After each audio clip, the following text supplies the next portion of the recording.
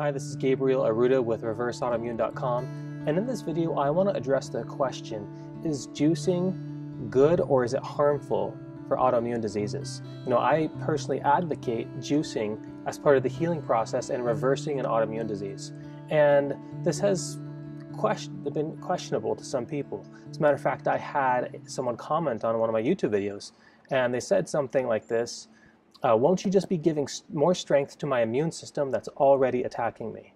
So the idea is that my immune system's attacking me, and aren't you just going to be giving it more ammo? Giving more ammo to the thing that's hurting me. And so we want to see, is this true? What this person doesn't understand is why the immune system is attacking its own host, why your immune system is attacking your own body. And it's not the strength of the immune system that needs to be addressed. It's not a matter of strengthening it that's the issue. The issue is the direction of the immune system and why the immune system is confused. The direction and confusion of the immune system. That's the issue with autoimmune diseases, not how strong it is. It can still be weak in attacking your body. So an obvious question now is, why does the immune system attack its own host? Why does the immune system go in the wrong direction? And the likely answer is because you have a genetic predisposition to something called molecular mimicry. And essentially what that means is your body identifies its own tissues as being similar or the same to a sequence of amino acids it has found on a virus or a pathogen. Let me flesh that out a little bit. Your body has a very smart immune system, and how does it identify invaders? How does it identify things that are bad? Well, it looks at the sequence of amino acids, and it tags that sequence of amino acids, and it attacks that sequence of amino acids. Well, sometimes your immune system thinks that sequences of amino acids on your own organs or tissues are similar enough or the same to the amino acids it found on a virus or a pathogen, something it doesn't like. And it thinks that your own body is that same virus or is that same pathogen, toxin, and it attacks it. So someone might ask, why are the genes operating this way? It's a very good question. The fact is, we have a lot of mutated genes. We have dysfunctional genes existing in a toxic world, and it's the combination of those two things right there.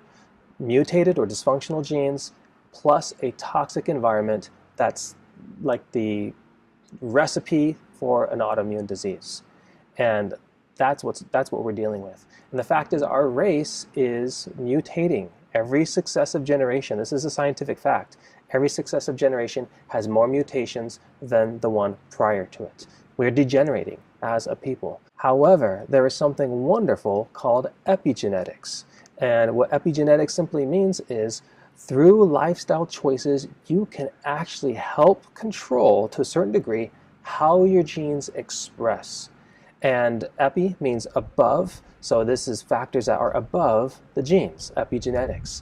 And did you know what's one of the biggest lifestyle aspects that helps our genes express in the correct way? Nutrition. That's right, nutrition. And as a matter of fact, we now know that our gut bacteria communicates with our central nervous system to tell our genes how to express. That's incredible. So therefore, what this tells us is that the answer is not to crush out your immune system. Now, I know that's the allopathic way to handle autoimmune diseases, but that's not the best way to do it. As a matter of fact, that's the opposite of what we want to do. We want to support the immune system. So we want to nutrify the immune system. And then we want to remove the toxicity. So you remove the toxic burden, you nutrify, you support the system. And also there may be hormonal deficiencies that need to be addressed as well. And so the idea here, the baseline idea here, is that malnourished organs and malnourished systems malfunction. Let me say that again. This is really important for you to get if you're wanting to help reverse your own autoimmune disease. Malnourished organs and malnourished systems malfunction. And when they're malnourished, they don't operate properly. As a matter of fact, you may have heard of Dr. Isabella Wentz. She had that New York Times best-selling book, The Hashimoto's Protocol. Well, she states that she's seen 1,000 Hashimoto's patients, and she found that when she started, the turning point in her practice is that when she started supporting the livers through high nutrition of her patients, she saw that 65% of her patients started responding within 1 to 2 weeks. That means they started getting better. And she used various methods to support the livers of her patients. But the idea is supporting the liver, supporting the adrenals, healing the leaky gut, doing all these things with high amounts of nutrition.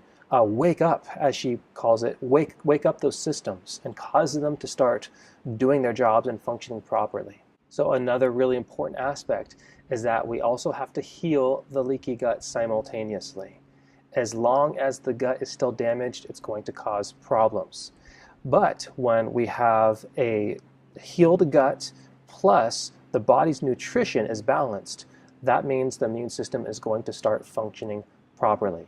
And so this is part of the protocol that I used. I did lots of juicing, and there's specific things that I juiced to give myself the proper nutrition, and I had to address the toxic burden as well. These two things were a big part of my protocol.